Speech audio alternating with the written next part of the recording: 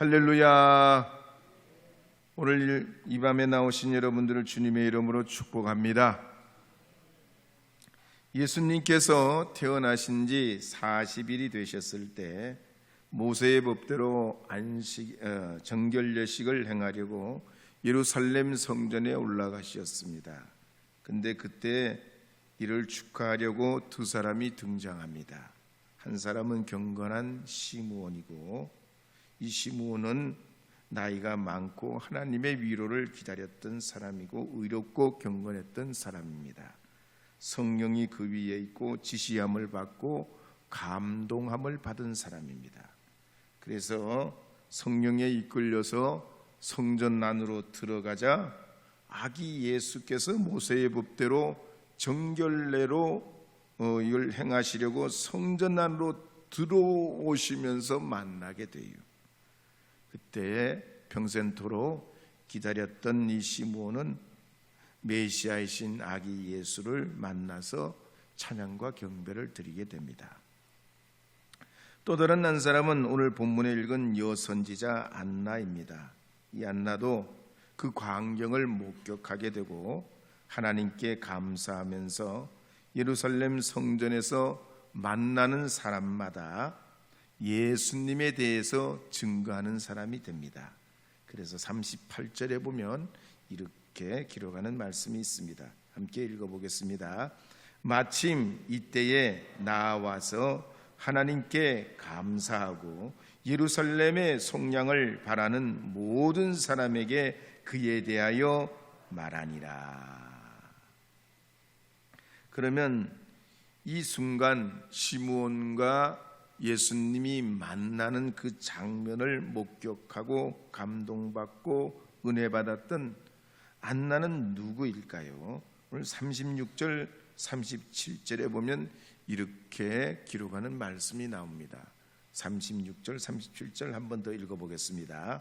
또 아셀 지파 바누엘의 딸 안나라 하는 선지자가 있어 나이가 매우 많았더라. 그가 결혼한 후 7해 동안 남편과 함께 살다가 과부가 되고 84세가 되었더라. 이 사람이 성전을 떠나지 아니하고 주야로 금식하며 기도함으로 섬기더니. 이 안나는 바누엘의 딸, 아셀 지파 바누엘의 딸이라 합니다. 그 다음에 나이가 많고 결혼한 지 7년 만에 남편과 사별하고 독신으로 살았습니다. 먼저 이 안나가 속한 이 아셀 지파는 이스라엘 12지파 중에 번성하질 못했습니다. 그래서 사람들은 이 아셀 지파를 사라진 지파라 그렇게 말하기도 합니다. 그렇지만 하나님께서 이 아셀 지파에 은혜를 주셔서 그 후손이 메시아로 오신 예수님을 성전에서 목격하고 증거할 수 있게 하셨습니다. 이걸 보면 참 하나님은 다 잊지 않으시고 때를 따라 역사하시고 그 은혜를 적절한 때에 나누어 주시고 더해 주시는 것을 볼 수 있습니다. 또한 안나의 아버지 바누엘은 히브리식으로 말하면 부니엘입니다. 야곱이 저 밧단 아람에서 20년 만에 고향으로 돌아올 때 야복 강가에서 하나님의 은혜를 크게 체험하고 그곳 이름을 부니엘이라 하나님 얼굴을 배웠다라고 이렇게 그곳 이름을 부니엘이라 불렀습니다. 그런데 안나의 아버지가 이름이 바누엘, 히브리식으로 부니엘입니다.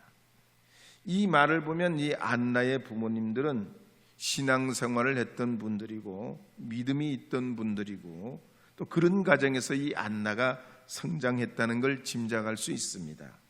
그런데 이 안나가 결혼한 지 7년 만에 남편을 잃게 됩니다.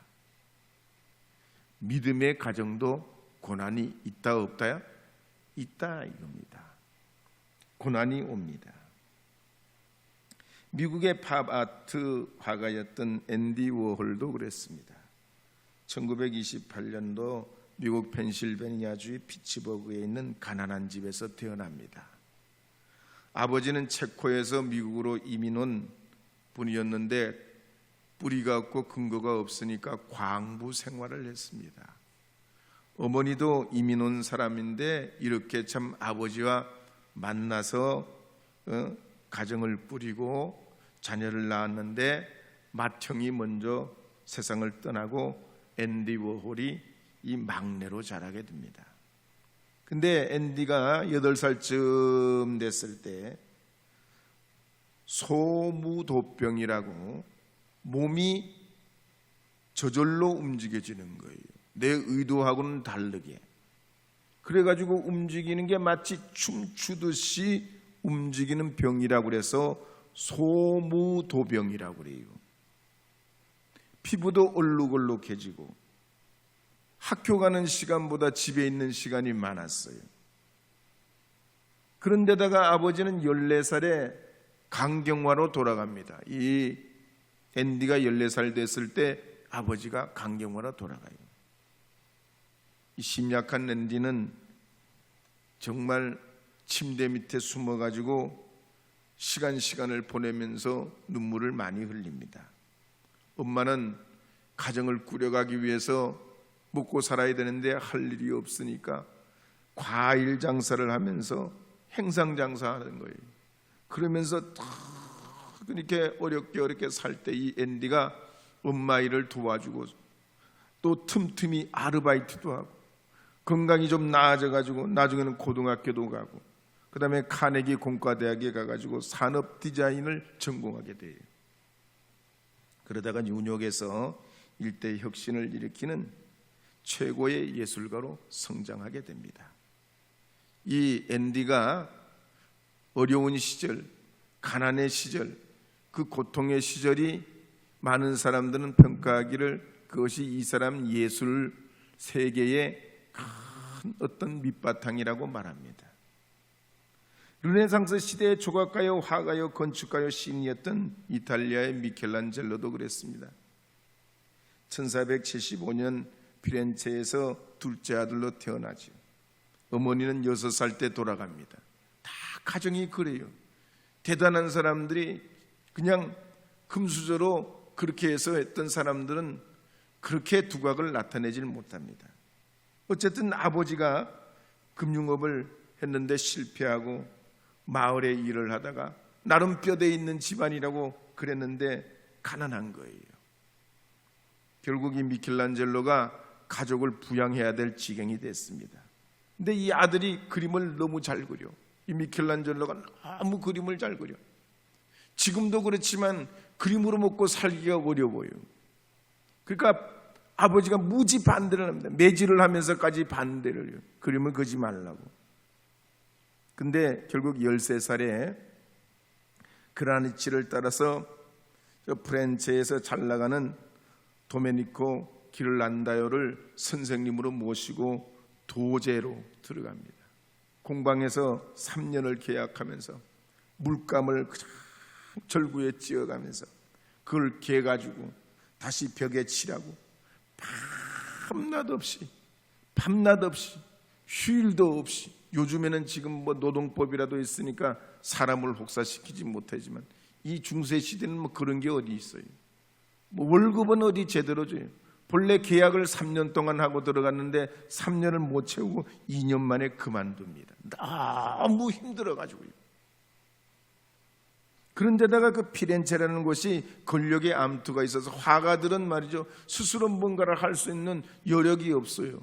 후원자들이 있어야 돼. 누가 뒷배가 있어야 돼. 근데 여기 붙으면 저 사람한테 적이 되고 저기 붙으면 이 사람들한테 적이 되고, 그래서 어디에 줄을 서야 될지 몰라요. 왜? 그런 그림을 그리는 데는 큰 돈이 되기 때문에 큰 돈이 있는 사람 줄을 서야 되는데 이것 때문에 여간 어려움이 아니에요. 날마다 분열과 분쟁이 끝이 없어요. 그럴 때 이 미켈란젤로는 메디치가의 로렌초 메디치에게 들어가게 돼요.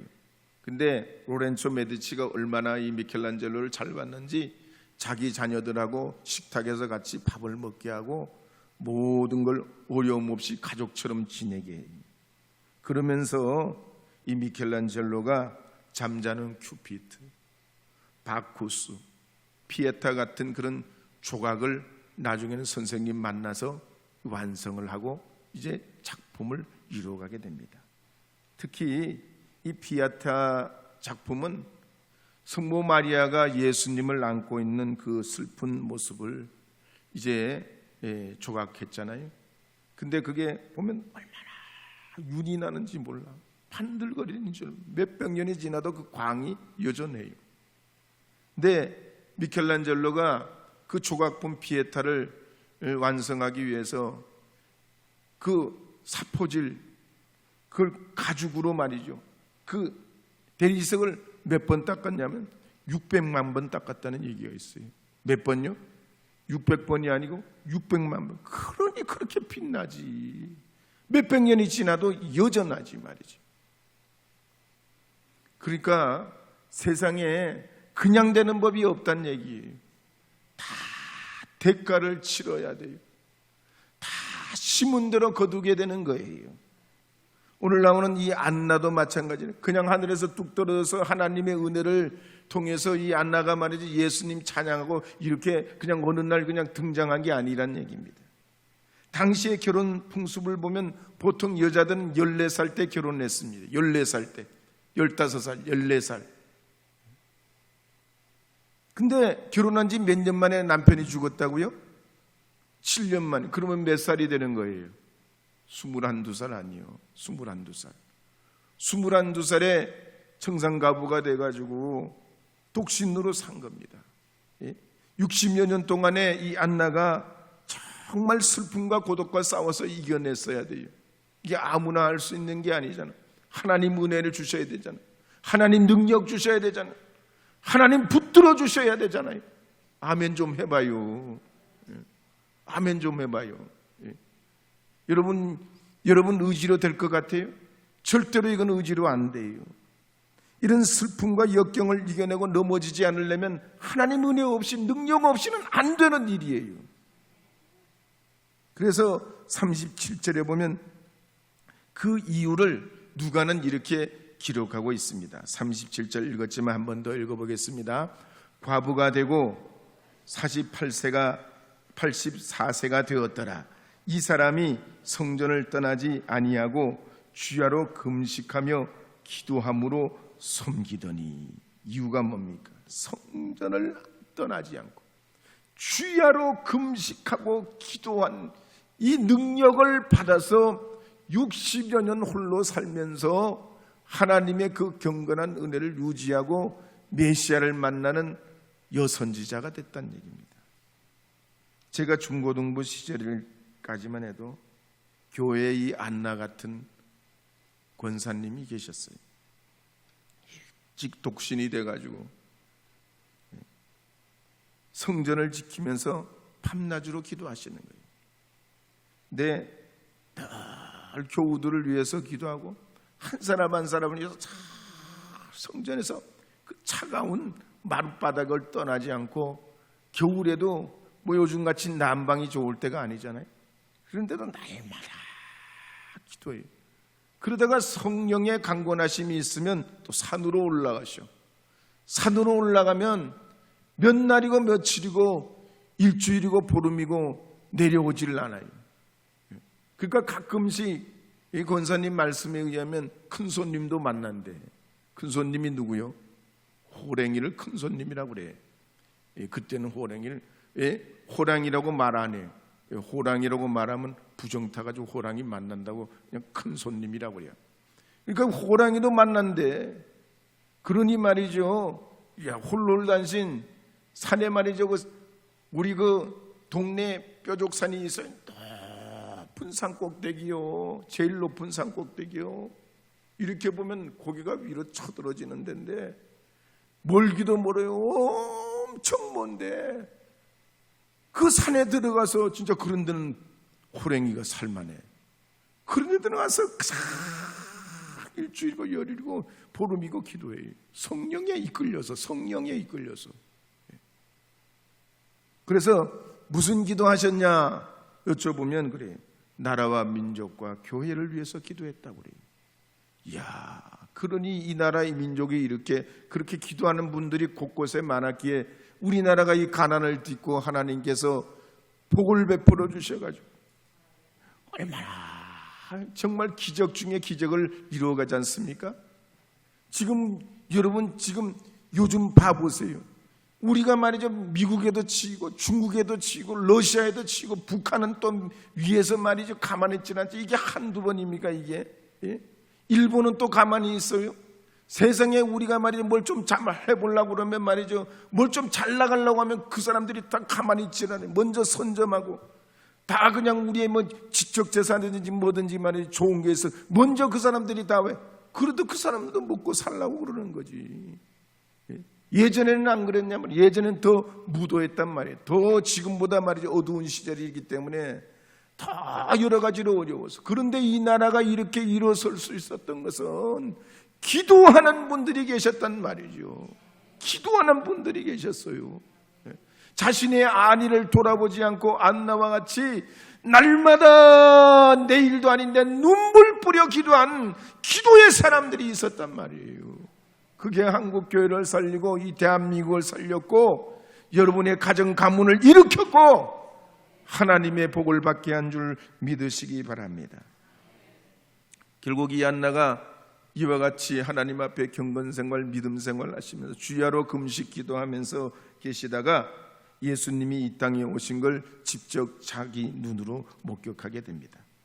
성경에 보면 공교롭게도 이 안나만 그렇게 중요한 그런 목격자가 된 게 아닙니다. 십자가에서 고난당하시고 무덤에 묻히신 다음에 부활하실 때에도 그 첫 번째 증인들이 누굽니까?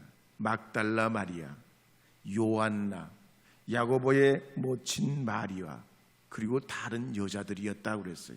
남자들은 다 뭐 하는겨? 남자들은 뭐 하는겨? 오늘도 봐요. 예배에 남자분들이 참 몇 분 나오시는데 남자가 많아요, 여자가 많아요. 왜 그런지 모르겠어. 하나님이 신앙심을 우리 여성들에게 더 주시고 주님을 사랑하는 그 애틋한 마음을 주님께서 더 허락하신 것 같아요. 아멘을 또 안 하시네. 어떻게 아멘 어디다 팔아먹으셨어? 하여튼 하나님이 그런 은혜를 주신 것 같아요. 왜? 그래야지 말이죠 이 불꽃이 말이 꺼지지 않아야지. 한 가정에서라도 한 사람이라도 살아있어야지. 그러면 이 불꽃이 때가 되면 말이야 큰 불을 일으키는 불쏘시개가 된단 말이에요.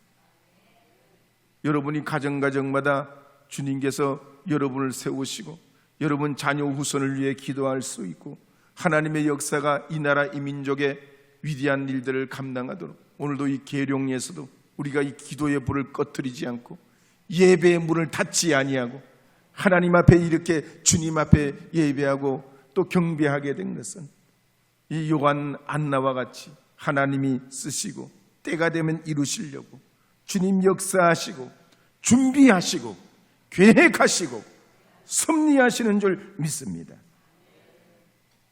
그래서 이 누가복음을 보면 시므온을 소개할 때는 어느 지파 누구의 아들이라고 소개하지 않고 그냥 예루살렘 사람이라고 소개합니다. 그러나 안나를 소개할 때는 아셀 지파 바누엘의 딸이라고 분명하게 소개하는 걸 볼 수 있습니다.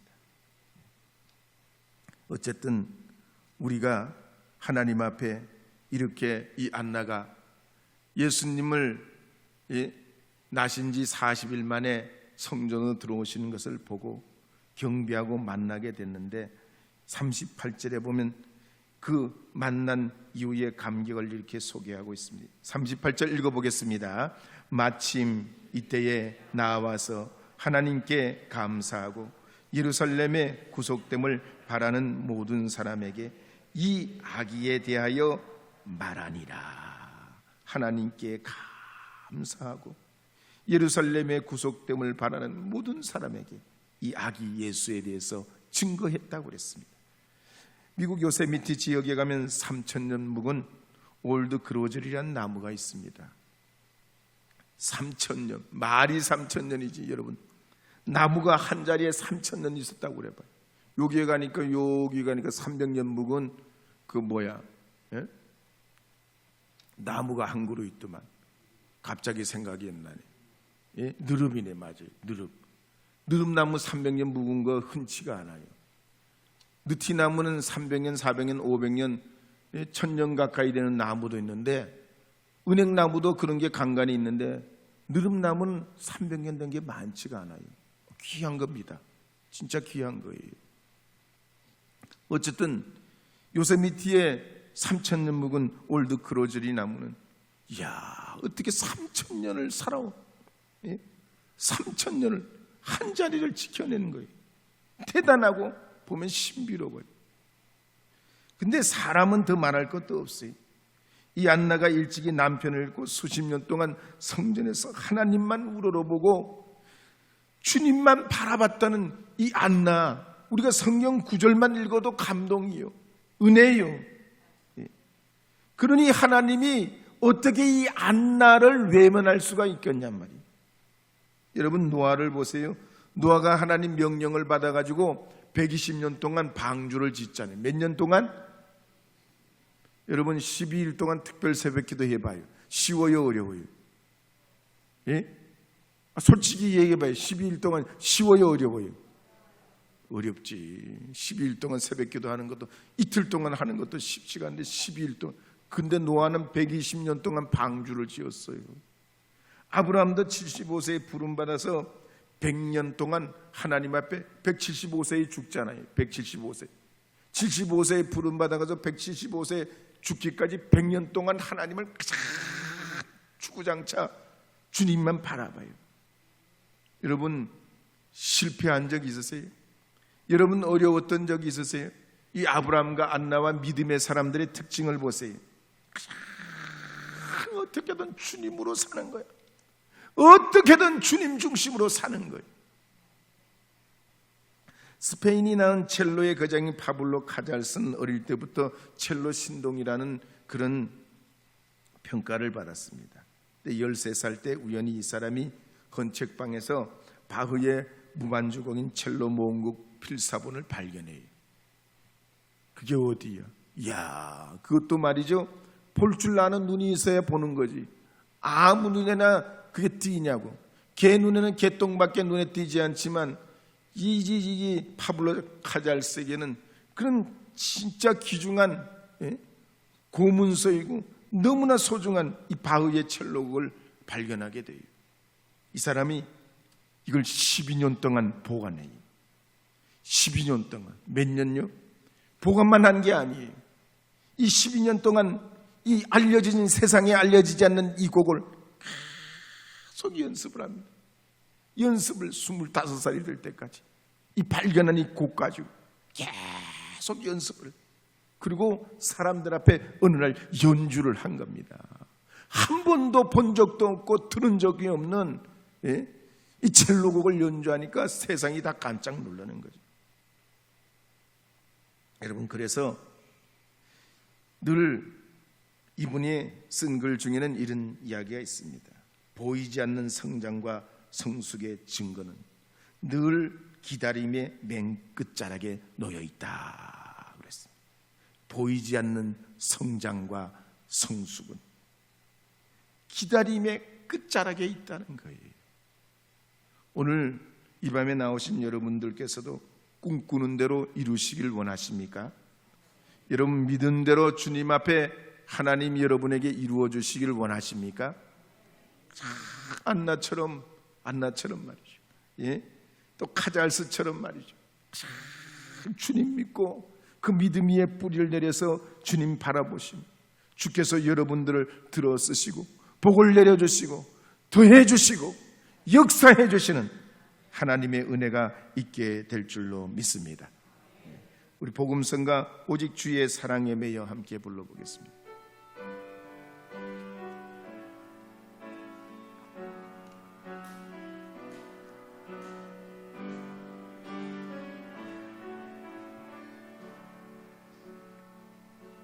오직 주의 사랑에 매여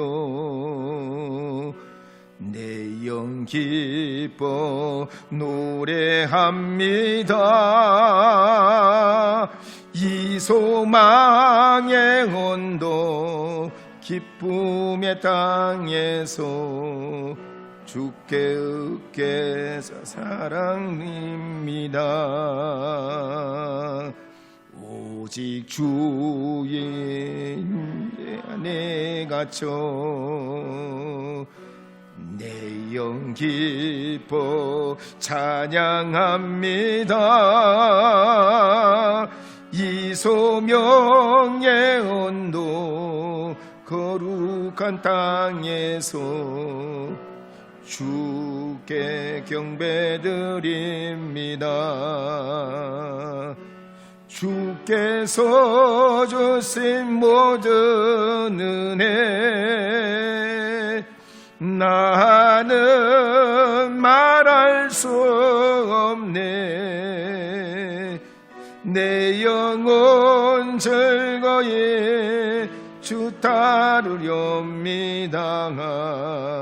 주께 내 삶 드립니다. 주께서 주신 모든 은혜, 주께서 주신 모든 은혜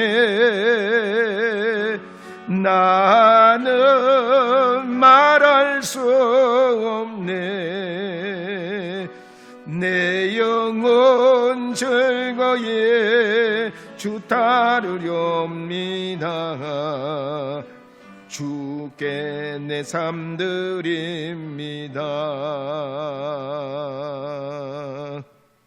두 번째로 오늘 말씀 보면 하나님께서는 영적 사명을 위해 달려가는 사람에게 은혜 주신다는 거예요.